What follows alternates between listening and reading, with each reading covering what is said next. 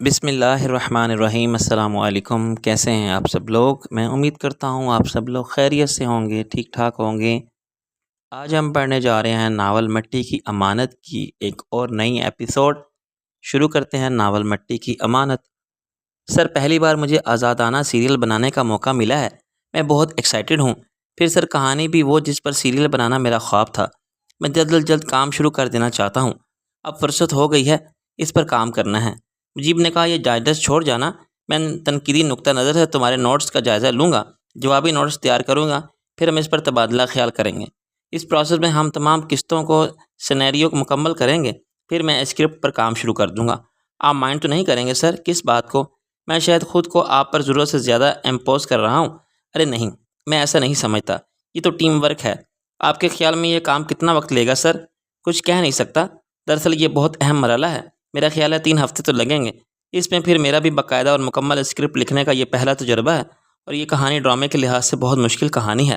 میں سمجھتا ہوں سر، آپ اسے شاہکار بنانا چاہیں گے۔ یقیناً، میں ہی نہیں تم بھی۔ ٹھیک ہے سر، میں چلتا ہوں۔ ارے نہیں، اب کھانا کھا کر جانا؟ نہیں سر، مجھے اندازہ ہے کہ لاہور سے واپس آنے کے بعد آپ ابھی تک بچوں سے بھی نہیں ملے ہوں گے، ایوب نے اپنی مخصوص شرمیلی مسکراہٹ کے ساتھ کہا، اور میں اس بات کی اہمیت سمجھتا ہوں۔ میں مخل ہو گیا۔ ایسی کوئی بات نہیں۔ نہیں سر، میں چلوں گا۔ آج کا دن آپ کے بچوں کا دن ہے۔ ایوب اٹھ کھڑا ہوا۔ جب یہ ڈائجسٹ آپ دیکھ لیں اور میری ضرورت ہو تو فون کر لیجئے گا، میں آ جاؤں گا۔ مجیب کو اس کی سمجھداری پر شدت سے پیار آیا۔ ایوب ساگر رخصت ہوا ہی تھا کہ بچے اسکول سے واپس آ گئے۔ مجیب کی صورت دیکھنے کے بعد ان کی خوشی دید نہیں تھی۔ وہ اس سے بری طرح لپٹ گئے۔ یہ پہلا موقع تھا کہ وہ اس سے اتنے دن دور رہے تھے۔ کہنے کو وہ صرف 3 دن تھے، نہیں 4۔ مجیب کو بہت خوشی ہوئی۔ کسی بچے نے اس سے یہ نہیں پوچھا کہ وہ ان کے لیے کیا لایا ہے۔ غالیہ نے بھی نہیں۔ ان کے لیے یہی سب سے بڑی خوشی تھی کہ ابو واپس آ گئے ہیں۔ ایسے میں تحفے دینے کی خوشی بڑی لازوال ہوتی ہے۔ مجیب نے انہیں ان کی چیزیں دی۔ سب کی خوشیاں دوبالا ہو گئیں۔ بچے اسکول سے آتے ہی ہمیشہ سب سے پہلے کھانا مانگتے تھے، لیکن اس روز وہ کھانا بھی بھول گئے۔ ابو، میں نے امی کو ذرا بھی پریشان نہیں کیا، شاید نے بڑے فخر سے کہا۔ میں نے بھی ابو، حامد بولا، اور میں نے بھی۔ غالیہ کیوں پیچھے رہی تھی؟ تو تم لوگوں میں یاد نہیں رہا ہے؟ نہیں ابو، یاد تو بہت آئے، دل ہی نہیں لگتا تھا ہمارا، لیکن امی نے ہمیں سمجھا دیا تھا۔ اچھا، مجیب نے کہا، اور صاحب کو دیکھا جو مسکرا رہی تھی۔ پھر تو آج تم لوگوں کی دعوت ہوگی، اور کھانے کے بعد فالودہ۔ اس روز کھانا 3:30 بجے کھایا گیا، لیکن کسی نے بھی ٹھیک سے کھانا نہیں کھایا۔ کبھی کبھی خوشی بھی بھوک اڑا دیتی ہے۔ اس شام عباس ڈیوٹی پر آ گیا۔ صابر کی جان چھوٹ گئی۔ وہ معمول کے مطابق شام کو گھر پہنچ گیا۔ صفورہ اس دیکھ کر بہت خوش ہوئی۔ بات کرنا تو دور کی بات، ہم آپ کو دیکھنے کو بھی ترس گئے ہیں صابر بھائی، اس نے کہا۔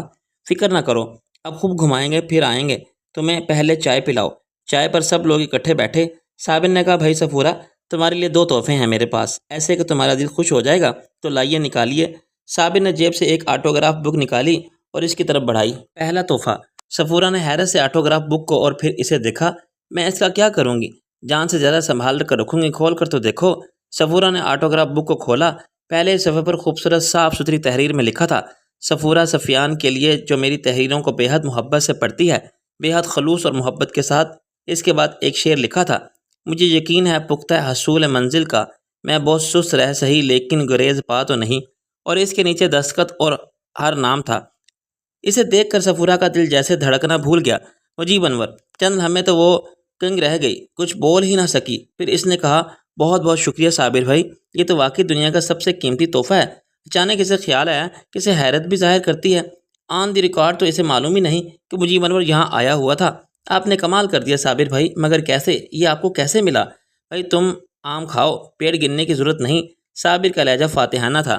پھر بھی بتائیں تو، مجیب صاحب تو کراچی میں رہتے ہیں، لاہور آئے تھے کسی کام سے، کل ہی واپس گئے ہیں، اور آپ نے مجھے بتایا بھی نہیں۔ صفورہ نے خفا ہونے کی اداکاری کی۔ موقع ہی نہیں ملا، صابر نے گڑبڑا کر کہا۔ اب اسے جھوٹ بھی بولنا تھا، ایک ہی دن تو رکے وہ، اور میں ڈبل ڈیوٹی میں الجھا ہوا تھا، تم سے بات بھی نہیں ہو سکی۔ ارے ہاں، دوسرا تحفہ بھی تو ہے نا۔ اس نے جیب میں ہاتھ ڈال کر کسی ڈائری کا تہہ کیا ہوا صفحہ نکالا اور صفورہ کی طرف بڑھایا۔ صفورہ نے اسے کھول کر دیکھا۔ وہ مجیب انور کا کراچی کا پتہ تھا، گھر کا۔ اس کی اپنی تحریر میں اور اس کی اردو کی طرح انگلش کی رائٹنگ بھی بہت خوبصورت تھی۔ اس کا مجھے کیا کرنا ہے؟ اس نے اداسی سے کہا، میرے نصیب میں ان سے ملنا کہاں؟ صابر نے مجرموں کی طرح سر جھکا لیا۔ ایسی بات نہیں، اگلے مہینے انشاءاللہ وہ پھر لاہور آئیں گے تو میں انہیں گھر لا کر تم سے ملواؤں گا۔ انہوں نے وعدہ کیا مجھ سے۔ واقعی؟ ہاں، جھوٹ کیوں بولوں گا میں؟ تب بھی پتہ تو آپ ہی کو رکھ لیں، میرے پاس ہے، یہ تم رکھ لو، انہی کا داشنگ ہے۔ انہی کا رائٹنگ میں ہے۔ شکریہ صابر بھائی، یہ بھی بڑا تحفہ ہے میرے لیے۔ اب آج تو تھکن اتاریں گے، خوب سوئیں گے، ہاں کل تمہیں گھمانے لے چلیں گے۔ کھانا بھی کہیں باہر ہی کھائیں گے، صابر نے کہا۔ اس رات بھی صفورہ کے کان صابر بھائی کی آواز پر لگے ہوئے تھے۔ پورے گھر پر سکوت طاری تھا۔ ایسے میں بھابھی کی آواز ابھری، سنیں، کیا مجیب صاحب اگلے مہینے واقعی آئیں گے؟ ہاں، میں نے صفورہ کو جھوٹی آس تھوڑی ہی دلائی ہے، بس دعا کرو کہ صفورہ کے جانے سے پہلے آ جائیں۔ خیریت تو ہے؟ کیا چسکا پڑ گیا ہے؟ بھابھی نے طنزیہ لہجے میں کہا۔ یہ بات نہیں ہے، ہر باتیں واضح ہو گئی ہے، صابر بھائی بولے۔ انہیں ٹی وی کے لیے ایک سیریل کا اسکرپٹ لکھنا ہے، اس کے سلسلے میں مری جائیں گے، مہینے 2 مہینے قیام رہے گا، یہ بات تو انہوں نے مجھے بتائی ہے۔ اور ویٹر سلیم کو انہوں نے بتایا کہ وہ اکیلے نہیں رہ سکتے کہیں بھی، خوف آتا ہے تنہائی سے، کوئی نفسیاتی مرض ہوگا، یہ مجبوری ہے ان کی۔ انہوں نے سلیم سے کہا کہ ان کے لیے ماہانہ بنیاد پر کسی معقول لڑکی کا بندوبست کر دیں، عیاشی کے لیے نہیں، بس انہیں دوسراہٹ کی ضرورت ہوتی ہے۔ ایسے ارے صاحب بہانے ہیں عزت دار مردوں کے، بھابھی نے بہت خراب لہجے میں کہا۔ بس اب ایک لفظ نہ کہنا، میں جانتا ہوں کہ وہ ایسے نہیں ہیں، صابر بھائی نے انہیں ڈانٹا۔ اس کے بعد کوئی گفتگو نہیں ہوئی۔ صفورہ اپنے سینے سے آٹوگراف بک لگائے بستر پر لیٹی دیر تک جاگتی رہی۔ وہ لوگ کھانا کھا کر گھر واپس آئے تو بچے بہت خوش تھے۔ وہ سونے کے لیے گئے تو مجیب ننھے بچے کی طرح صاحب سے لپٹ گیا۔ لاہور میں ایک اسی چیز سے تو وہ محروم رہا تھا۔ لاہور میں کیسی گزری؟ صاحب نے پوچھا۔ جو کرنا تھا سب کر لیا، سارے کام ہو گئے، میں راتوں کے بارے میں پوچھ رہی ہوں، صاحب نے سنجیدگی سے کہا۔ زندگی میں پہلی بار آپ نے 4 راتیں گزاری ہیں میرے بغیر؟ ایک تو سفر میں گزری، وہ ان 4 میں سب سے اچھی رات تھی، مجیب نے کہا، اور ایک دم ہی خاموشی ہو گیا۔ پھر اسے احساس ہوا کہ صاحب اسے مستفسرانہ نظروں سے دیکھ رہی ہے۔ لاہور میں پہلی رات حسب توقع بڑی اذیت میں گزری، ہوٹل کی لابی میں جاگتے ہوئے۔ دوسری رات ایک کہانی مل گئی۔ تیسری رات خوف بہت ہوئی مگر سکون سے سو لیا۔ یعنی پہلی رات تنہا گزاری، دوسری اور تیسری راتوں کے ساتھی مختلف تھے۔ تم تو بغیر کہے سب جان لیتی ہو، مجیب نے کہا اور اسے بہت غور سے دیکھا۔ سچ سچ بتانا، برا تو نہیں لگا تمہیں؟ تکلیف تو نہیں پہنچی اس سے؟ کیا آپ کو سمجھتی نہیں ہوں میں؟ اور جاننا بھی کیا ہے؟ سب کچھ خود ہی تو بتا دیا آپ نے۔ پہلی رات آپ اکیلے رہے، دوسری رات آپ کا ساتھی کسی مجبور اور ستائی ہوئی لڑکی نے دیا، اور تیسری رات کے ساتھی آپ کو بالکل اچھی نہیں لگی، آپ کو کراہت آئی ہوگی اس سے۔ مجیب ستائشی اور تشکر بھری نظروں سے بیوی کو دیکھتا رہا۔ اللہ نے کیسی سمجھدار اور محبت کرنے والی بیوی عطا فرمائی تھی، اور مجھے برا کیوں لگے گا؟ صاحب نے چند لمحوں کے توقف کے بعد کہا۔ یہ مشورہ تو میں نے ہی دیا تھا آپ کو، دل سے اجازت دی تھی، اعتماد جو ہے آپ پر، بلکہ میں تو اس رات پر متصاف ہوں جو آپ نے تنہا گزاری۔ کیسی اذیت ناک ہوگی وہ رات۔ اس لمحے مجیب کو خود پر شرم آئی۔ اس نے لاہور میں ایک بار بھی یہ نہیں سوچا ہوگا کہ اکیلے صاحب بچوں کو سلانے کے بعد کس کیفیت سے گزر رہی ہوگی۔ اس بیچاری نے تو دوہری اذیت سہی تھی، اس کی جدائی کی بھی اور اس کے دکھ اور اذیت کے تصور سے بھی۔ شاید اس لیے کہتے ہیں کہ عورت میں اثار ہوتا ہے اور مرد خود غرض ہوتا ہے۔ اچھا، مجھے ان دونوں کے بارے میں تو بتائیں، صاحب نے اسے چونکا دیا۔ مجیب نے پروین کا نقشہ بیان کرنا شروع کیا۔ جب اس مرحلے پر پہنچا جہاں اس نے پروین کو سادہ لباس پہنے اور میک اپ سے نجات پانے کو کہا تھا تو صاحب نے متاسف ہو کر کہا، اگر وہ شریف گھرانے کی تھی تو اس کے لیے وہ وقت بہت اذیت ناک ہوگا۔ کیوں بھائی؟ مجیب نے حیرت سے پوچھا۔ اپنا وہی سادہ روپ دیکھنا تو اس کے لیے اذیت ناک ہوگا نا، اسے چھوڑنا جو پڑ رہا گیا ہے، اس وقت آئینہ دیکھ کر اس کے سب زخم ہرے ہو گئے ہوں گے۔ ہاں یہ تو ہے، مجیب نے پرخیال لہجے میں کہا، مجھے خیال ہی نہیں آیا۔ پھر مجیب آگے کا حال سنانے لگا۔ مجیب سو چکا تھا، وہ اس کا چہرہ غور سے دیکھتے رہی۔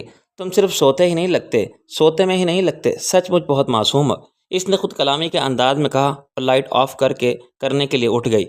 ڈائجسٹ میں چھپی ہوئی اپنی کہانی پر ایوب ساگر کے ریمارکس کو ایسیس کر کے ان کے بارے میں فیصلہ کرنے اور ان پر جوابی ریمارکس لکھنے میں مجیب کو 10 دن لگ گئے، لیکن وہ مطمئن تھا کہ ایک بڑا مرحلہ طے ہو گیا ہے۔ اس کے بعد وہ سینیریو بنانا زیادہ مشکل نہیں تھا۔ اس شام اس نے ایوب ساگر کو فون کیا۔ میں آپ کے فون کا منتظر تھا سر، ایوب نے اس کی آواز پہچان کر کہا۔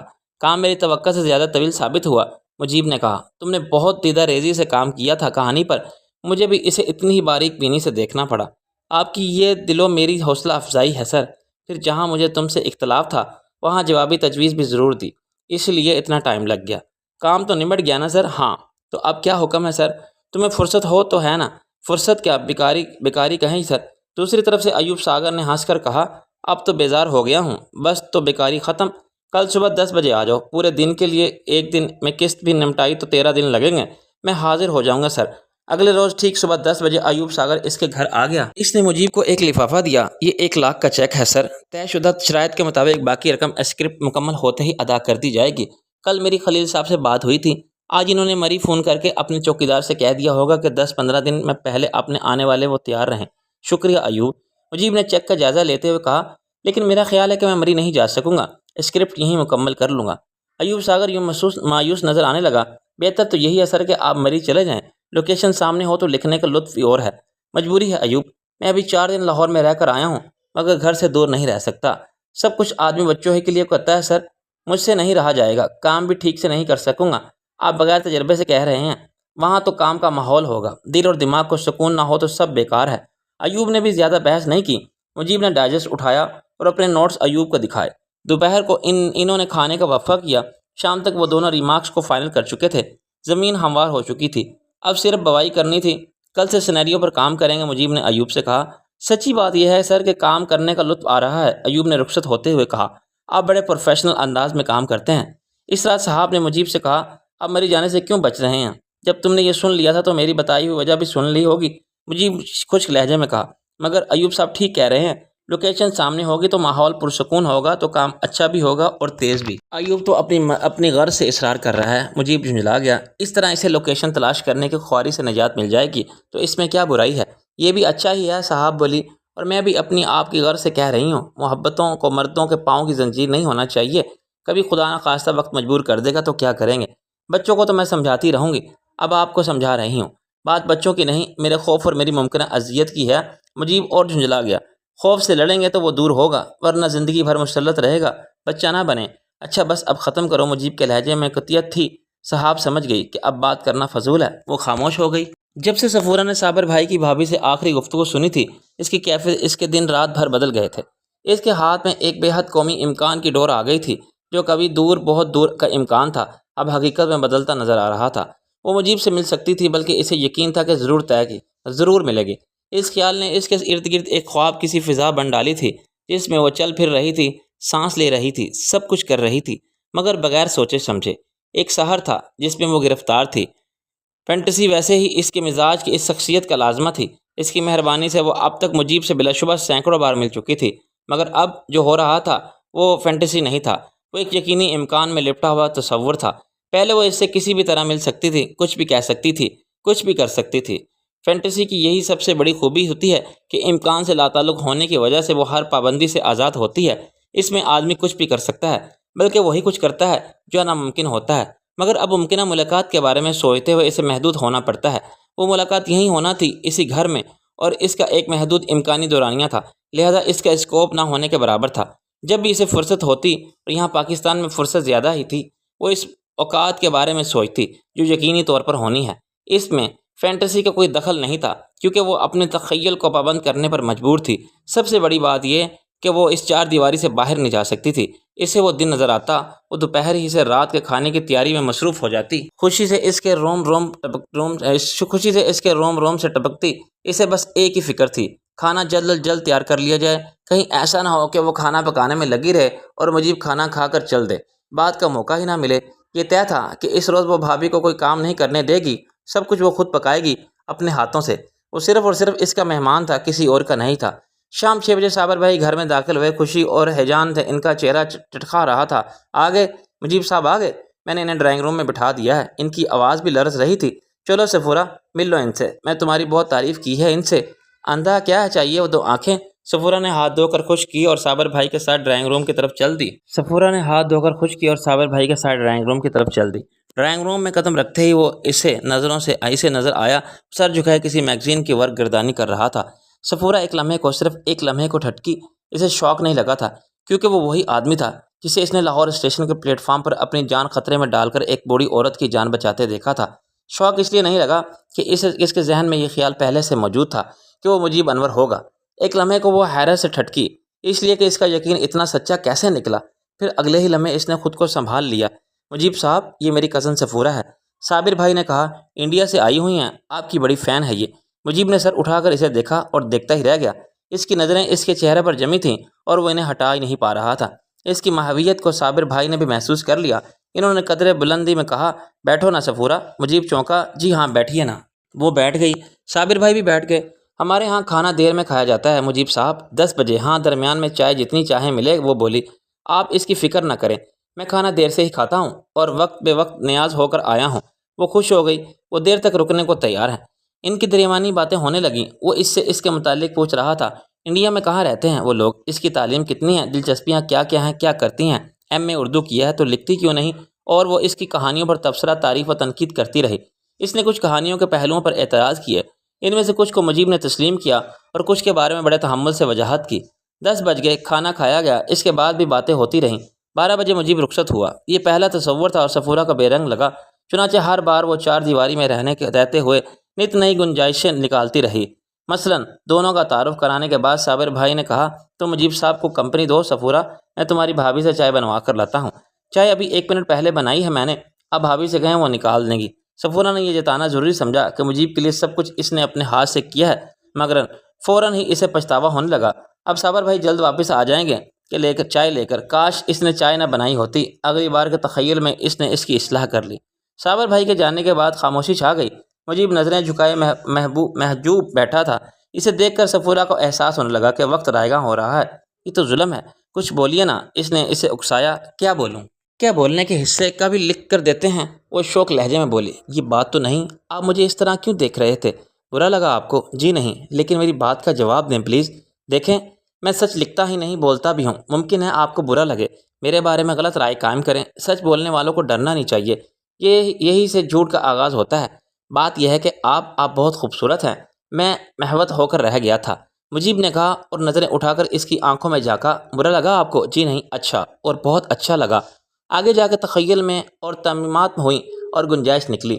اعلیٰ آباد کے حوالے پر مجیب چونکا اور اسے وہ خط یاد آیا جو کسی بے نام لڑکی نے اعلیٰ آباد سے اسے لکھا تھا، اور جیسے ہی صابر بھائی نے تعارف کرایا، بیل بجی۔ صابر بھائی دروازے پر گئے۔ ان کی آوازیں ڈرائنگ روم تک آ رہی تھیں۔ دروازے پر پڑوسن تھی۔ انہوں نے کہا، صابر بھائی پلیز ذرا میرے ساتھ چلیں۔ سوری بھابھی، اس وقت بہت مہمان آئے ہوئے ہیں، ان کی طبیعت بہت بگڑ گئی، ہاسپٹل لے کر جانا ہے، آپ تو جانتے ہیں گھر میں کوئی نہیں۔ اچھا بھابھی، میں ابھی آتا ہوں۔ صابر بھائی نے واپس آ کر مجیب سے معذرت کی کہ مجبوری ہے، انہیں جانا ہے، اور وعدہ لیا کہ ان کے آنے تک وہ ہرگز نہیں جائیں گے۔ پھر انہوں نے صفورہ سے کہا کہ مجیب صاحب کو بور نہ ہونے دیں، ان کا خیال رکھیں، اور وہ پھر چلے گئے۔ اس بات کی گارنٹی نہیں تھی کہ وہ کب واپس آئیں گے، یعنی کباب رہ گیا ہڈی نکل گئی۔ آپ نے بھی کوئی خط لکھا تھا مجھے؟ مجیب نے ہچکتے ہوئے پوچھا۔ جی ہاں، 2 لکھے تھے۔ وہ بہت غور سے مجیب کا چہرہ دیکھ رہی تھی۔ اسے مجیب کا دل چہرے پر دھڑکتا محسوس ہوا۔ کیا انڈیا میں شادیاں کی صورت حال اتنی سنگین ہے جتنی آپ نے خط میں بیان کی تھی؟ اس سے بھی زیادہ۔ I am sorry. عمل کی جگہ سوری کہنے سے کام نہیں چلتا۔ میں شادی شدہ ہوں، میرے بچے بھی ہیں۔ یہ مجھے خط لکھتے وقت بھی اندازہ تھا۔ آپ کو میرا خط یاد نہیں؟ خوب یاد ہے۔ تو اس کا جواب دیجیے مجھے۔ اس طرح ہر روز اس کا تخیل کوئی نئی سچویشن تراشتا۔ وہ بہت خوش رہنے لگی تھی۔ چلتے پھرتے، کچھ کرتے، خالی بیٹھے، ہر وقت اس کی آنکھوں میں خواب ہوتے، مگر پھر اضافوں اور ترامیم کی گنجائشیں سمٹتے سمٹتے ختم ہو گئی۔ ہر سچویشن پامال لگنے لگی۔ وہ اکتا گئی، بور ہو گئی۔ اسے یہ احساس ستانے لگا کہ اس تخیل کا اسکوپ بہت کم ہے، آسودگی جہاں کے لیے کچھ اور ہونا چاہیے، مگر کیا؟ اس کا جواب فی الحال اس کے پاس نہیں تھا، اور شب و روز بے کیف ہوتے جا رہے تھے۔ کام اس طرح نہیں ہو رہا تھا جیسے وہ کرنا چاہتا تھا۔ 3-4 دن میں مجیب کو مایوسی ہونے لگی۔ وہ ارتقاء میسر نہیں تھا جس کے زور پر وہ بہت اچھا کام کرتا تھا۔ اسے حیرت بھی تھی، کہانی لکھتے ہوئے اسے کبھی پریشانی نہیں ہوئی تھی۔ ارتقاء میں خلل پڑتا تو وہ ویڈیو گیم کھیل لیتا یا کوئی فلم دیکھ لیتا، مگر اب یہ ترکیبیں بھی ناکام ہو رہی تھیں۔ ایوب ساگر یہ سب کچھ دیکھ رہا تھا، لیکن وہ بولا کچھ نہیں۔ اسے احساس تھا مجیب ذرا ٹچی ہو رہا تھا۔ بہتر یہی تھا کہ وہ خود ہی کوئی فیصلہ کرے۔ اس وقت مجیب نے سیناریو میں ایک سین شامل کیا تو ایوب نے اعتراض کیا، سر یہ تو جم بن گیا۔ کیسے؟ مجیب نے جھنجھلا کر کہا۔ ایوب نے وضاحت کی تو اس نے فوراً تسلیم کر لیا۔ ایوب کو اس کی یہی بات سب سے اچھی لگتی تھی۔ ٹیم ورک کے دوران میں نے اس ٹیم میں مین ہی دیکھا تھا۔ بات یہ ہے کہ میں بار بار ارتقاء سے محروم ہو جاتا ہوں۔ مجیب نے پہلی بار مسئلہ سامنے رکھا۔ یہ تو میں بھی دیکھ رہا ہوں سر۔ ایوب نے کہا، اجازت ہو تو میں کچھ عرض کروں؟ کہو نا، اجازت کی کیا بات ہے؟ آپ مری والی تجویز کو مسترد مت کیجیے، وہیں زیادہ بہتر کام ہوگا، مگر تبدیلی میرے اندر آئی ہے، گھر میں نہیں۔ مجیب نے معقولیت سے کہا، گھر میں سب کچھ معمول کے مطابق ہے، بلکہ بچے زیادہ صابر ہو گئے ہیں، مجھ سے کوئی فرمائش ہی نہیں کرتے۔ یہ درست ہے، تبدیلی آپ میں آئی ہے، لیکن آپ کی وجہ سے سمجھنے کی کوشش نہیں کر رہے ہیں، تو تم سمجھا دو۔ دیکھیے سر، یہ کام نیا ہے آپ کے لیے، اس کے نتیجے میں ارتقاء کی نزاکت بڑھ گئی ہے۔ گھر بہرحال گھر ہوتا ہے، گھر میں رہتے ہوئے آپ بے نیازی برتیں تو وہ بھی بوجھ بن جاتی ہے۔ کہانی کی بات اور تھی، کہانی لکھنا شاید آپ کے لیے ایسا ہے جیسے مچھلی کا تیرنا یا پرندوں کا اڑنا، مگر یہ نئی فیلڈ ہے۔ پھر آپ یہ خود ساختہ پریشر بھی ہوگا کہ آپ اس نئی فیلڈ میں پہلا ہی کام شاہکار کرنا چاہتے ہیں۔ ہاں، شاید یہی بات ہے۔ مری میں کام کرنے کے کئی مختلف زاویوں سے فوائد ہیں سر۔ سب سے بڑی بات یہ ہے کہ مجھ پر احسان ہوگا آپ کا۔ پروڈکشن آسان بھی ہوگی، خرچ بھی کم آئے گا اور وقت کی بچت بھی ہوگی، سبھی کا فائدہ ہے، آپ کو بھی کام کر کے خوشی ہوگی۔ مجیب سوچ میں پڑ گیا۔ گزشتہ چند دنوں میں ایوب سے خاصا بے تکلف ہو گیا تھا، اسے وہ اچھا بھی لگا تھا۔ چند لمحے ہچکچانے کے بعد اس نے اپنا مسئلہ اس کے سامنے رکھ دیا۔ ایوب مسکرایا۔ آپ اتنے حساس نہ ہوتے تو اتنا اچھا کیسے لکھتے؟ مگر سر یہ تو کوئی بڑا مسئلہ نہیں ہے، اس نے کہا۔ آپ لاہور والی ترکیب مری میں بھی استعمال کر سکتے ہیں۔ نہیں بھائی، وہ بھی کوئی خوشگوار تجربہ نہیں تھا۔ سچی بات یہ ہے کہ میں اسے دہرانا نہیں چاہتا۔ ایوب ساگر عقل مند آدمی تھا، اس نے جان لیا کہ بحث کرنے سے نقصان ہو سکتا ہے۔ جبکہ وہ مجیب کو اس کے حال پر چھوڑ دے تو امکان یہی ہے کہ وہ خود بھی اس کے نتیجے پر ہی پہنچے گا جہاں وہ اسے پہنچانا چاہتا ہے۔ اس نے سمجھ لیا تھا کہ مجیب ایک آزاد اور مختار آدمی ہے اور اپنے فیصلے آپ ہی کرنا چاہتا ہے۔ آپ کی مرضی سر، اس نے آہستہ سے کہا۔ کوئی بھی کسی اور کی کسی سچویشن کو پوری طرح نہیں سمجھ سکتا، میں تو ویسے بھی اتنا سمجھدار آدمی نہیں ہوں۔ مجیب ہنس دیا۔ حالانکہ تمہاری یہی بات اس بیان کی ترویج کر رہی ہے۔ خیر چھوڑو۔ صفورہ بہت مضطرب اور بے کیف تھی۔ مجیب انور کے کراچی جانے کے بعد ہی 15 دنوں میں وہ اس سے ملاقات کے امکان کو ہر سمت اور ہر حد تک پھیلا چکی تھی، اور اب اس میں مزید گنجائش نہیں تھی۔ امکان بھی ربڑ کی طرح ہوتا ہے، اس کے پھیلنے کے کھینچنے کی ایک حد ہوتی ہے، اس سے گزرے ہوئے تو وہ ٹوٹ جاتی ہے، اور ربڑ ٹوٹے تو وہ دونوں طرف سے خود کو پکڑنے والی انگلیوں پر اتنی زور سے لگتا ہے کہ وہ سن ہو جاتی ہیں۔ یہاں اسی طرح صفورہ کا تصور ٹوٹنے کی وجہ سے اس کا ذہن، اس کی سوچ سن ہو کر رہ گئی تھی۔ صفورہ کو یہ سوچ کر ہنسی آ گئی کہ وہ ایک گائے تھی اور وہ امکان چھوٹی سی ہری بھری چراگاہ۔ اس نے 15 دن میں وہ پوری گھاس چرا ڈالی اور اب وہ ایک بے آب و گیا صحرا کی طرح لگ رہی تھی۔ وہ امکان کی نہیں، فینٹیسی کی عادی تھی، اور فینٹیسی کی چراگاہ اتنی وسیع و عریض ہوتی ہے جتنی کہ پوری کائنات۔ حد نظر سے آگے بھی حد نظر تک چراگاہ ہوتی ہے، اور اس کے آگے بھی۔ اس چراگاہ میں چرنے والے شیر چشم ہوتے ہیں، حقیقت تو انہیں بھوکا ہی مار دیتی ہے۔ امکان سے بھی ان کا گزارا نہیں ہوتا۔ 2-3 دن اسی بے کیفی میں گزر گئے۔ وہ مجیب سے ملاقات کے بارے میں سوچتی اور گھسے پٹے منظر اس کے تصور میں ابھر آتے۔ اسے کوفت اور جھنجھلاہٹ ہونے لگتی، تصور شیشے کی طرح چھن سے ٹوٹ جاتا۔ وہ گھبرا کر ادھر ادھر دیکھتی، وہاں جانے بجانے گرد و پیش کے سوا کچھ بھی نہ ہوتا۔ اس رات وہ بستر پر بیٹھی یہی کچھ سوچ کر کر رہی تھی کہ اچانک اس نے خود کو اپنی جانی پہچانی اور من پسند وسیع و عریض چراگاہ میں پایا۔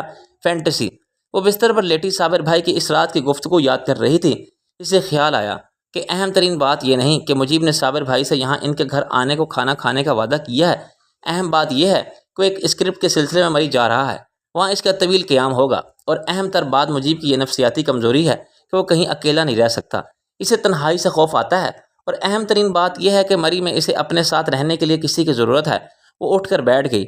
اگر وہ ساتھی وہ خود ہو، صفورہ صفیان، تو مری میں اسے مجیب کے ساتھ خاصے طویل عرصے تک رہنے کا موقع ملے گا، اور اتنے عرصے میں کچھ بھی ہو سکتا ہے۔ لوگ ایک دوسرے کو دریافت کر لیتے ہیں، کچھ بھی ہو سکتا ہے، لیکن میں کوئی کال گرل نہیں ہوں، اور اللہ محفوظ رکھے ایسی بننا بھی نہیں چاہتی۔ اس کے اندر احتجاج بھرا، میں کوئی ایسی ویسی لڑکی نہیں ہوں۔ یہ مسئلہ ہے ہی کب؟ مجیب انور بھی کوئی ایسا ویسا مرد نہیں، اس نے خود کو جواب دیا۔ اسے ساتھی کی ضرورت اپنی مجبوری کی وجہ سے ہے، وہ کوئی عیاش آدمی نہیں، یہ بات وہ ثابت بھی کر چکا ہے۔ اسے تو بس دوسرا ہٹ کی ضرورت ہے۔ پھر بھی برائے نام محبت کی خاطر کسی کی غربت کے لیے بھی کوئی بھی شریف لڑکی کال گرل تو نہیں بن سکتی۔ یہ کوئی کال گرل بننا تو نہیں، اس نے دلیل دی۔ اور پھر یہ حقیقت کب ہے؟ یہ تو محض تصور ہے۔ اس دلیل کے آگے اس کے اندر چوبی احتجاج کرنے والی صفورہ ہار گئی، کچھ اس لیے کہ دلیل منطقی اور سچی تھی، اور کچھ اس لیے کہ وہ ہار جانا چاہتی تھی۔ اب لامحدود اور سرسبز چراگاہ تھی، اور وہ تھی۔ وہ اس میدان کی پرانی کھلاڑی تھی، جانتی تھی کہ ہر بات کے پیچھے منطق ہونا اور حقیقت سے قریب تر ہونا ضروری ہے۔ ایسا نہ ہو تو تصور لائیو نہیں ہوتا، اور تصور لائیو نہ ہو تو اب اتنا پر لطف نہیں رہتا۔ بس پھر دماغ میں تخیل کی مشین چل پڑی۔ اس روز وہ صابر بھائی اور بھابھی کے ساتھ آخری شو میں فلم دیکھنے گئی، حالانکہ اسے فلموں سے کوئی دلچسپی نہیں تھی۔ واپسی میں وہ رکشہ ٹیکسی کی تلاش میں رکنے کی بجائے پیدل چلنے لگے۔ آگے کچھ فاصلے پر اسٹریٹ لائٹس میں کچھ خرابی تھی، جس کی وجہ سے وہ جل نہیں رہی تھی، اور وہاں خاصا اندھیرا تھا۔ وہ اس اندھیرے میں چل رہے تھے کہ تیز بریک کی آواز فضا میں گونجی اور ایک گاڑی ان کے بالکل قریب آ کر رکی۔ اس میں سے 3 آدمی اترے۔ اندھیرے میں ان کی صورتیں ٹھیک سے نظر نہیں آ رہی تھیں۔ اس سے پہلے کہ وہ لوگ کچھ سمجھ پاتے یا سنبھل پاتے، گاڑی سے اترنے والے 2 افراد نے صفورہ کو دبوچا اور کھلونے کی طرح گاڑی کی پچھلی سیٹ پر پٹخ دیا۔ پھر وہ خود بھی تیزی سے اس کے دائیں بائیں بیٹھے اور گاڑی چل دی۔ صفورہ کو یاد تھا کہ گاڑی آگے بڑھنے کے بعد صابر بھائی اور بھابھی کے چیخنے کی دبی دبی آوازیں سنائی دیں۔ دبی آواز اس لیے کہ فاصلہ کافی ہو چکا تھا۔ گاڑی میں صفورہ نے ہاتھ پاؤں چلانے کی کوشش کی، مگر دونوں مرد بہت طاقتور تھے۔ ایک نے سختی سے اس کے منہ پر ہاتھ رکھ دیا تھا تاکہ وہ چیخ نہ سکے، دوسرے نے اس کے دونوں ہاتھ جکڑ لیے۔ زیادہ ہاتھ پاؤں نہ چلا، وہ غرایا، ورنہ یہیں کاٹ ڈال دوں گا۔ صفورہ سہم گئی، وہ کچھ بھی تو نہیں کر سکتی تھی دعا کے سوا۔ اے اللہ، میری اور میری آبرو کی حفاظت فرما۔ اس کے دل کے گہرائی سے دعا نکلی۔ خاصی دیر چلنے کے بعد گاڑی رکی، انہوں نے صفورہ کو اتارا۔ وہ ایک بنگلے کا پورچ تھا، روشنی بہت کم تھی۔ ویسے بھی صفورہ لاہور سے ناواقف تھی، یہ اندازہ کسی طرح بھی نہیں لگا سکتی تھی کہ وہ کہاں ہے، لاہور کے کس محلے میں ہے۔ وہ اسی بنگلے میں لے گئے۔ وہاں ایک بڑا ہال تھا جہاں گھنی مونچھوں والا ایک خوفناک شکل کا آدمی ایک کرسی پر بڑے شاہانہ انداز میں بیٹھا تھا۔ اغوا کرنے والوں نے اس کے سامنے لے جا کر کھڑا کر دیا۔ اسے لے آئے ہیں استاد، اغوا کرنے والوں میں سے ایک نے کہا۔ استاد نے صفورہ کو بہت غور سے دیکھا۔ اس کی نظریں صفورہ کو اپنے آر پر ہوتی محسوس ہو رہی تھی۔ اس کی آنکھوں میں بلا کی چمک تھی اور وہ تیز عقابی نگاہیں تھیں۔ چند لمحے صفورہ کو غور سے دیکھنے کے بعد اس نے سر کو اثباتی جنبش دی۔ دیکھنے میں تو ٹھیک ٹھاک ہے، اس نے کہا، اور پھر نفی میں سر ہلایا، لیکن زیادہ چلنے والی نہیں لگتی، گن والی نہیں ہے، ہنر نہیں نظر آتا اس میں۔ لیکن استاد، میں ایک نظر میں پہچان لیتا ہوں۔ استاد نے بگڑتے ہوئے لہجے میں اس کی بات کاٹی، پھر صفورہ سے مخاطب ہوا۔ نام کیا ہے تیرا؟ مجھ پر رحم کیجیے، صفورہ گڑ گڑائی۔ رحم عورتوں کے پاس ہوتا ہے، نظر نہیں آتا، میں مرد ہوں۔ استاد نے بگڑ کے کہا، میری بات کا جواب دے، میرا نام صفورہ ہے۔ دیکھ لو، نام بھی اپنے کام کا نہیں ہے۔ استاد نے چیلوں کو دیکھا۔ لڑکی، ذرا چل کر دکھا، اس نے صفورہ کو حکم دیا۔ صفورہ نے مظلومیت سے اسے دیکھتی رہی، مگر جب اس نے گرج کر اپنا حکم دہرایا تو وہ چلی۔ بس اتنا ہی کافی ہے۔ استاد نے کڑ کر کہا، یہ نہیں ناچ سکتی، قدم بھی بے حد سرے ہیں، قدم بھی بے حد بے سرے ہیں۔ صفورہ کو ایک کمرے میں بند کر دیا گیا۔ وہ رات بھر سو نہیں سکی، رو رو کر اس کا برا حال ہو گیا۔ اگلے روز اس کا واسطہ دو سچ مچ کے استادوں سے پڑا، ایک موسیقی کے استاد سے اور دوسرے رقص کے، لیکن صفورہ نے کچھ بھی سیکھنے سے انکار کر دیا۔ اس کے نتیجے میں اسے بھوکا رکھا گیا۔ بالآخر وہ ٹوٹ گئی۔ لیکن 10 دن کے بعد دونوں استاد اصل استاد کے سامنے کھڑے اپنی ناکامی کا اعتراف کر رہے تھے۔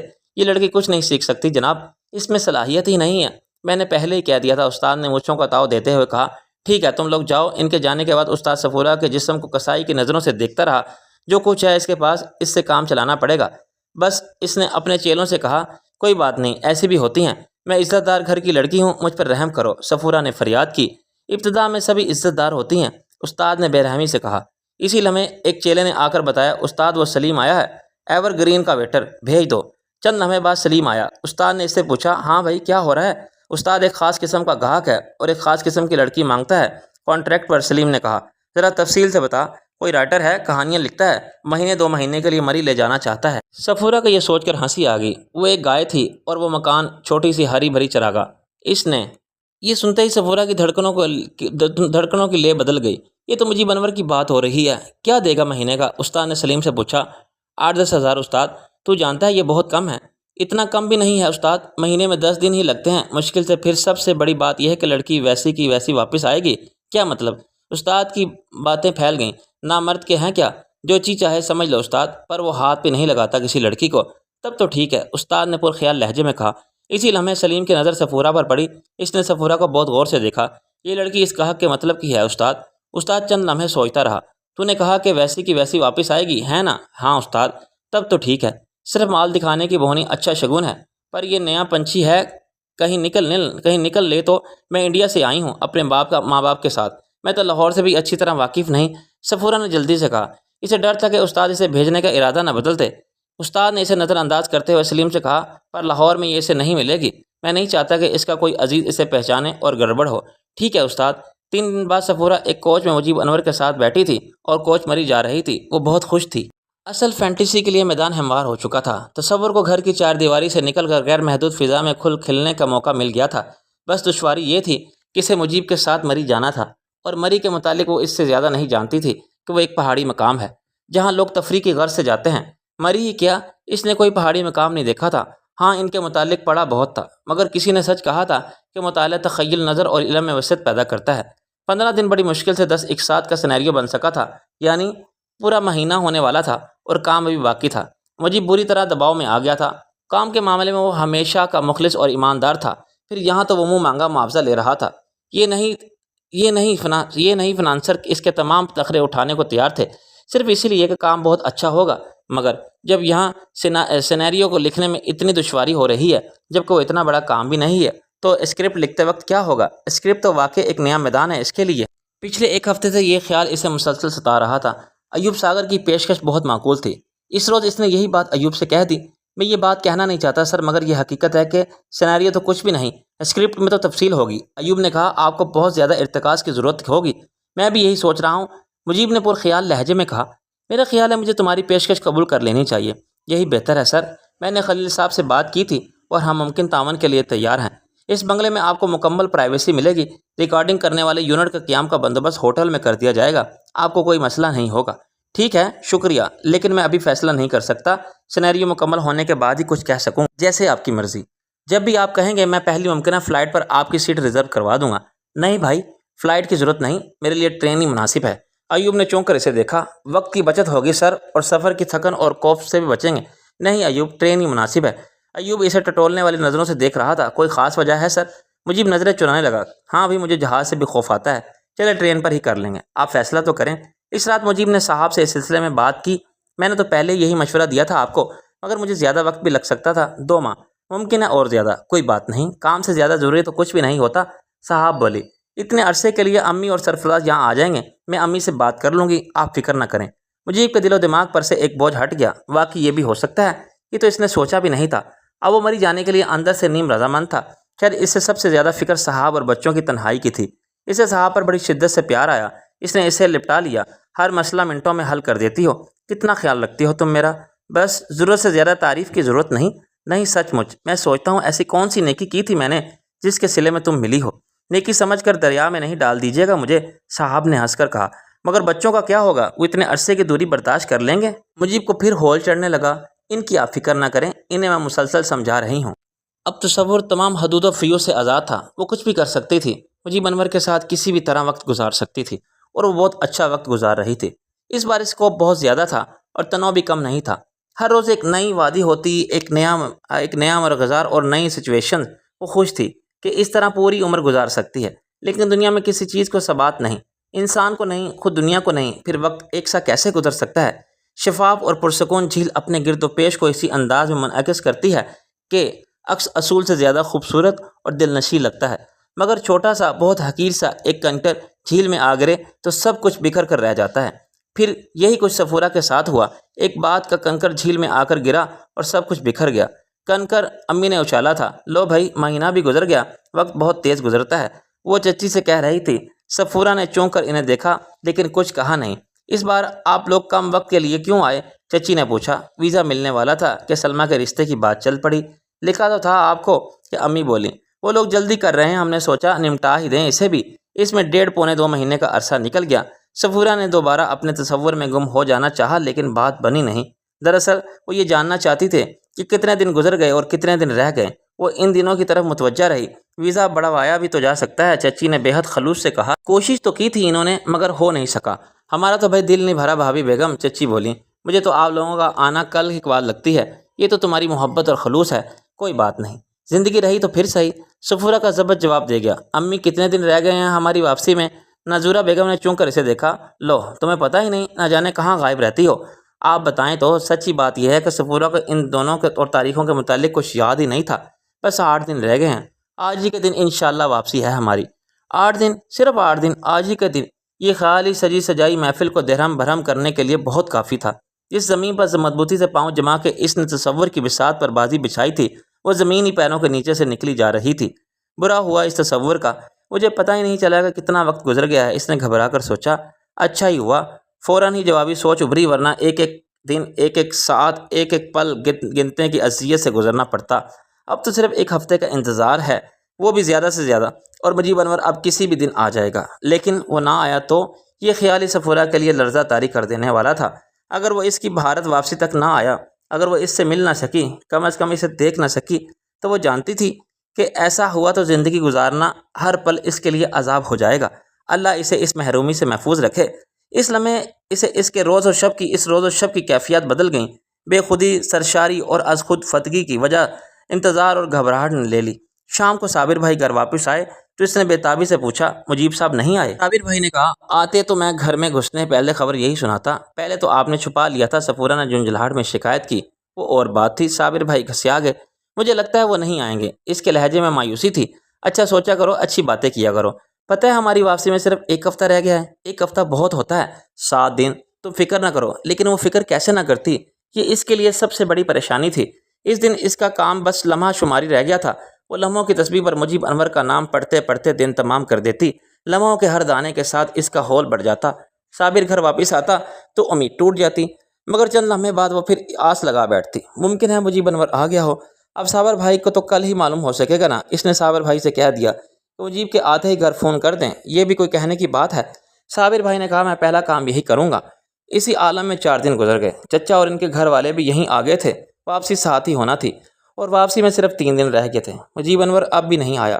روانگی میں 2 دن رہ گئے تو چچا نے صابر بھائی سے کہا صابر اب 2 دن کی چھٹی لے لو، بچیوں کو گھمانا پھرانا بھی ہے اور شاپنگ بھی کرانی ہے۔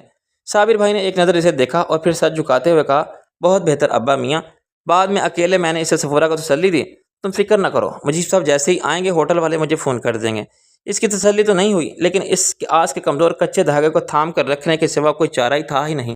صفورہ عجیب وحشت دوچار تھی۔ اگلے روز روانگی تھی اور آنے والا اب بھی نہیں آیا تھا۔ اس کی مایوسی آخری حدوں کو چھو رہی تھی۔ اسے کچھ بھی اچھا نہیں لگ رہا تھا۔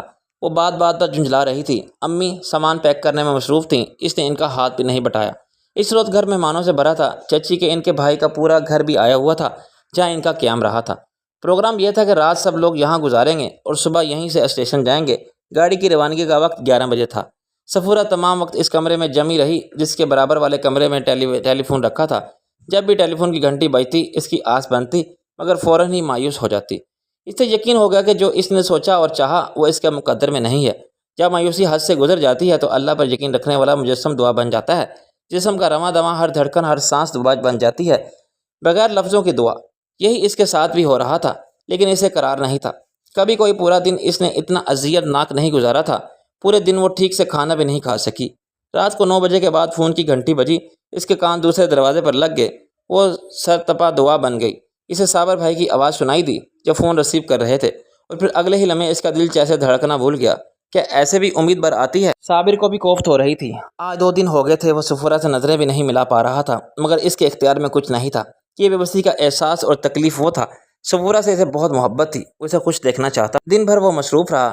چھوٹے موٹے کام اتنے تھے کہ فرصت نہیں مل رہی تھی، پھر بھی وہ ہوٹل سے آنے والے فون کا انتظار کرتا رہا، لیکن فون نہیں آیا۔ اب 9:15 بجے کے قریب فون کی گھنٹی بجی۔ اس نے ریسیور اٹھایا۔ صابر اسپیکنگ، میں احمد بول رہا ہوں صابر، دوسری طرف سے کہا گیا۔ صابر کے چہرے پر رنگ دوڑ گیا۔ اسے یقین ہو گیا کہ مراد پوری ہو گئی۔ کیا مجیب صاحب آ گئے؟ نہیں بھائی، ان کا خط آیا ہے، کل رات آیا تھا۔ صابر افسردہ ہو گیا۔ معذرت کا خط؟ مجھے مجیب صاحب کو کیا معلوم ہے کہ کسی پر کیا گزر رہی ہے؟ وہ تو یہ بھی نہیں جانتے کہ صفورہ ان سے ملنے کا کتنا ارمان تھا اور وہ کتنی مایوس اور دل گرفتہ ہندوستان واپس جا رہی ہے۔ میں نے کل رات کئی بار تمہارا نمبر ٹرائی کیا مگر تمہارا فون بزی تھا۔ احمد کہہ رہا تھا ہاں مہمانداری رہی تھے نہ؟ صابر نے بجھے لہجے میں کہا۔ یہ تو بتاؤ کیا لکھا ہے مجیب صاحب نے؟ خط سلیم کا نام تھا اور تم جانتے ہی ہو کہ سلیم کو ملازمت سے نکالا جا چکا ہے۔ اوہو، پھر تم نے خط کا کیا کیا؟ ارشد کو دیا کہ وہ سلیم کو پہنچا دے۔ خط کوریئر سروس سے ارجنٹ بھیجا گیا ہے، یقیناً اہم ہوگا۔ صابر اس خط کی اہمیت سمجھ سکتا تھا۔ سلیم سے مجیب انور جیسے آدمی کا ایک ہی تعلق ہو سکتا ہے، پھر خط سلیم کو پہنچ گیا؟ نہیں ارشد خط واپس لے آیا، سلیم نے اپنے گاؤں جا چکا تھا۔ معاملہ خاصا پیچیدہ ہوتا جا رہا ہے۔ صابر نے سوچا تو اب کیا ہوگا؟ یہی تو مجھے پوچھنا ہے تم سے۔ ابھی ارشد نے خط لا کر دیا ہے تو میں پریشان ہو گیا ہوں۔ لفافے پر ارجنٹ اور ذاتی لکھا ہے، کیا کروں؟ کھول لوں یا واپس بھجوا دوں؟ سلیم گاؤں جا چکا ہے، لفافے پر ارجنٹ لکھا ہے، تم خط کھول لو فوراً، اسے مجھے پڑھ کر سناؤ کیا لکھا ہے۔ صابر نے بلا جھجک کہا۔ اس کے جسم میں سنسنی دوڑنے لگی۔ امکان تھا کہ صفورہ کی مجیب سے ملاقات ہو سکتی ہے۔ دوسری طرف چند لمحے خاموشی رہی، پھر احمد کی آواز ابھری۔ مختصر سا خط ہے، وہ کہہ رہا تھا لکھا ہے کہ پیر 17 مارچ کو تیز گام سے راولپنڈی کے لیے روانہ ہو رہا ہوں، لاہور رکنے کا موقع نہیں ہے۔ منگل 18 مارچ کی صبح 9:30 بجے گاڑی لاہور پہنچے گی، 25 منٹ کا اسٹے ہے۔ میں سلیپر میں کوپے IC میں ہوں گا، برائے مہربانی میری چیز وہاں پہنچا دو، تمہاری ادائیگی بھی ہو جائے گی۔ صابر چند لمحے سوچتا رہا، پھر آخر اس نے کہا اس وقت وہ ٹرین میں ہوں گے، کل صبح 9:30 بجے ٹرین لاہور پہنچے گی، وہ یقیناً اپنی چیز کا انتظار کریں گے۔ کیا بتانا تم نے؟ سلیپر کوپے کا نمبر؟ 1 منٹ میں لکھ لوں۔ ہاں، کوپے نمبر I1C۔ وہ کہتے رکا۔ اب تم بے فکر ہو جاؤ اور خط جلا دو، کل میں اسٹیشن پر ہی ہوں گا۔ میری انڈیا والے مہمان واپس جا رہے ہیں نا، 11 بجے ان کی ٹرین روانہ ہوگی۔ میں وہیں مجیب صاحب سے مل لوں گا اور انہیں بتا دوں گا کہ سلیم گاؤں گیا ہوا ہے، ان کا پیغام اس تک نہیں پہنچ سکا۔ ٹھیک ہے بھائی، اچھا شکریہ۔ پرسوں سے تو ڈیوٹی پر آ رہے ہو نا؟ ہاں دوست، اچھا اللہ حافظ۔ صابر نے ریسیور کریڈل پر رکھا اور کچھ سوچنے لگا۔ یہ بھی اچھا ہی تھا مجیب نے خط کھل کر نہیں لکھا تھا، ورنہ اس سے مل بھی نہ پاتا۔ خط کھولنا مجیب کے لیے اور اس کے لیے بھی شرمندگی کا سبب بن جاتا۔ وہ اس سے مل کر معذرت کر سکتا تھا۔ خط کھولنے پر وہ بتا سکتا تھا کہ سلیم کو ٹریس کرنے کی کوشش کی گئی تھی، مگر وہ گاؤں جا چکا تھا۔ ایک لمحے کو اس نے سوچا کہ صفورہ کو بھی مجیب سے ملوا دے گا، مگر دوسرے ہی لمحے اس نے اس خیال کو رد کر دیا۔ صورتحال ایسی تھی کہ مجیب کسی لڑکی کی آمد کی توقع کر رہا ہوگا۔ ایسے میں اس کے منہ سے کوئی بات بھی نکل سکتی ہے جو اس کے اور صفورہ کے لیے شرمندگی کا سبب بن جائے۔ وہ افسردہ ہو گیا۔ شاید مجیب انور سے ملنا صفورہ کے مقدر میں نہیں۔ صفورہ نے پوری گفتگو بھی سن لی تھی اور سمجھ بھی لی تھی، نوٹ کرنے کی ضرورت نہیں تھی۔ تمام معلومات اس کے دل پر نقش ہو گئی تھی۔ گفتگو ختم ہوتے ہی وہ اس کمرے سے نکل گئی تھی۔ نہیں چاہتی تھی کہ صابر بھائی اسے وہاں دیکھیں اور سوچیں کہ شاید اس نے ان کی گفتگو سن لی ہے۔ اسے یقین تھا کہ صابر بھائی اسے سلسلے میں ایک لفظ بھی نہیں بتائیں گے، اور وہ خود بھی اس سلسلے میں ان سے بات کرنا نہیں چاہتی تھی۔ اپنے کمرے میں جا کر اس نے روشنی گل کی اور بستر پر لیٹ گئی۔ وہ اس معاملے میں سوچنا چاہتی تھی۔ تقدیر نے اسے مجیب انور سے ملاقات کا آخری موقع فراہم کر دیا تھا۔ اسے ہر حال میں استفادہ کرنا تھا، مگر کیسے، یہ سوچنا تھا۔ صورتحال پوری طرح اس کے حق میں تھی۔ صابر بھائی صبح ہی اعلان کر چکے تھے کہ صبح 8 بجے گھر سے نکلنا ہے اور ہر حال میں 9 بجے سے پہلے اسٹیشن پہنچ جانا ہے۔ گویا جس وقت کراچی سے تیز گام آئے گی وہ اسٹیشن پر موجود ہوگی اور ٹیشن 25 منٹ رکے گی۔ اتنی دیر میں وہ جا کر اس سے مل سکتی ہے۔ یہ بات بھی اس کے حق میں جاتی تھی کہ ہجوم کافی ہوگا اور وہ تیز گام کی طرف چل جائے گی اور کسی کو پتہ بھی نہیں چلے گا۔ یہ بھی اچھا تھا کہ اس بار فرقان چچا بھی اپنی فیملی کو لے کر ان کے ساتھ ہی آئے تھے اور ان کے ساتھ ہی واپس جا رہے تھے۔ گویا اچھا خاصا ہجوم تھا جانے والوں کا، اور وہ اکیلی لڑکی بھی نہیں تھی۔ فرقان چچا کی تینوں بیٹیاں بھی ساتھ تھیں۔ ایسے میں کسی کو اس کی چند منٹ کی کمی کا پتہ بھی نہیں چلے گا۔ سب ٹھیک ٹھاک، بس ایک مسئلہ تھا، صابر بھائی کو جب جا کر مجیب انور سے ملنا تھا اور ان کے سامنے وہ مجیب سے نہیں مل سکتی تھی، اور صابر بھائی کے مجیب سے ملنے کی صورت میں اس بات کی کوئی ضمانت نہیں تھی کہ اس کے ملنے کا وقت بچے گا یا نہیں۔ اس اعتبار سے ٹرین کا 25 منٹ رکنا بہت کم تھا۔ اسے صابر بھائی کو روکنے کی کوئی ترغیب سوچنی تھی۔ سب لوگ اسٹیشن پر 9 بجے پہنچ گئے تھے۔ صفورہ بہت پریشان تھی۔ صابر بھائی کو روکنے کی کوئی ترغیب اسے نہیں سوچی تھی۔ بس اب یہی ہو سکتا تھا کہ صابر بھائی سے مل کر واپس آئیں تو وہ اس کوپے کا رخ کریں۔ بہرکیف اس صورتحال سے اعصاب زدہ کر دیا تھا۔ وہ ہر قیمت پر مجیب انور سے ملنا چاہتی تھی۔ خوش قسمتی سے جس پلیٹ فارم پر ان کی گاڑی لگنا تھی اس کے دوسرے سرے پر تیز گام آنا تھی۔ ان کی گاڑی کو 10 بجے لگنا تھا، اس لیے وہ بھی پلیٹ فارم پر ہی تھے۔ بہت سارے لوگ تھے، اچھا خاصا قافلہ بن گیا تھا۔ 9:35 پر ایک نسوانی آواز نے پبلک اناؤنسنگ سسٹم سے مطلع کیا، تیز گام لیٹ ہے اور امکان ہے کہ 10:30 بجے لاہور پہنچے۔ صفورہ اور اعصاب زدہ ہو گئی۔ اسے یہ اندیشہ ستانے لگا کہ اگر تیز گام نہ آئی تو ان کی گاڑی روانہ ہو گئی تو وہ مجیب سے نہیں مل سکے گی۔ اس نے صابر بھائی کی طرف دیکھا، وہ پرسکون نظر آ رہے تھے۔ کون جانے انہوں نے تیز گام لیٹ ہو جانے کا پر دل پر خدا کا شکر ادا کیا، کیا پتہ وہ ملنا ہی نہیں چاہ رہے ہوں۔ 10:05 پر ان کی ٹرین پلیٹ فارم پر لگ گئی۔ صابر بھائی نے انہیں تلاش کیا، سامان چڑھوایا اور وہ لوگ پلیٹ فارم سے اپنی سیٹوں پر منتقل ہو گئے۔ ڈبے میں بہت ہجوم تھا۔ سب کا حال ان لوگوں کا سا ہی تھا۔ وہ جانے والے افراد تھے۔ آمنے سامنے کی 2 سیٹیں ان کی تھیں اور انہیں رخصت کرنے کے آنے والے افراد 2 بچوں کو ملا کر 12 تھے۔ ہر جگہ تقریباً یہی صورتحال تھی۔ اسی کے نتیجے میں ڈبہ کھچا کھچ بھرا تھا، بلکہ خاصی افراتفری تھی۔ صفورہ بار بار کلائی پر بندھی گھڑی میں وقت دیکھتی رہی۔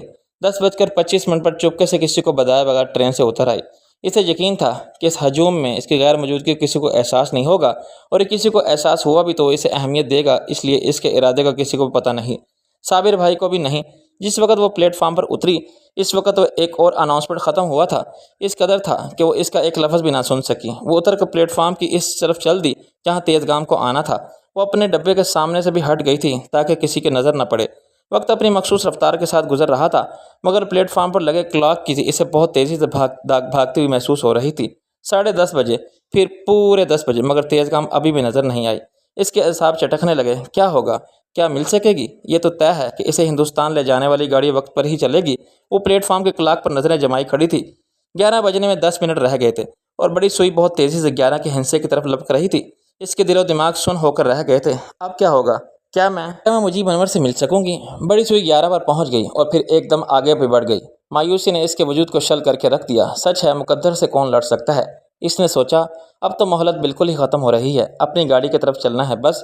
اس نے واپسی کے لیے قدم اٹھائے ہی تھے کہ ٹرین کی گڑگڑاہٹ سنائی دی۔ اس کے قدم ٹھٹک گئے۔ وہ پلٹی اور اس نے پلیٹ فارم کے کنارے پر کھڑے ہو کر دوسری طرف جھانکا۔ ٹرین آ رہی تھی۔ اسی لمحے پلیٹ فارم پر ہلچل مچ گئی۔ کلی دوڑنے لگے۔ مہمانوں کو ریسیو کرنے کے لیے آنے والے بھی چوکنے ہو گئے۔ اگلے ہی لمحے انجن صفورہ کے سامنے سے گزرا۔ رفتار کم ہو گئی اور بتدریج کم ہو رہی تھی۔ بوگی پر لگی تختی پر تیز گام پڑنے والے میں اسے کوئی دشواری نہیں ہوئی۔ اس نے پلٹ کر اپنی ٹرین کو دیکھا، مگر اب پلیٹ فارم پر اتنا رش ہو چکا تھا کہ کوئی کسی کو دیکھ اور پہچان نہیں سکتا تھا۔ صفورہ نے پلیٹ فارم کے کلاک کو دیکھا۔ 11 بجنے میں 3 منٹ تھے۔ سوچنے کے لیے مہلت بالکل نہیں تھی۔ اسے اسی ایک پل میں فیصلہ کرنا تھا، بہت بڑا اور اہم فیصلہ، اور وہ کسی اعتبار سے بھی آسان فیصلہ نہیں تھا۔ وہ پلٹی اور اس نے اپنی ٹرین کی طرف قدم بڑھائے۔ اس کے ذہن میں ایک ہی خیال تھا مقدر سے کوئی نہیں لڑ سکتا۔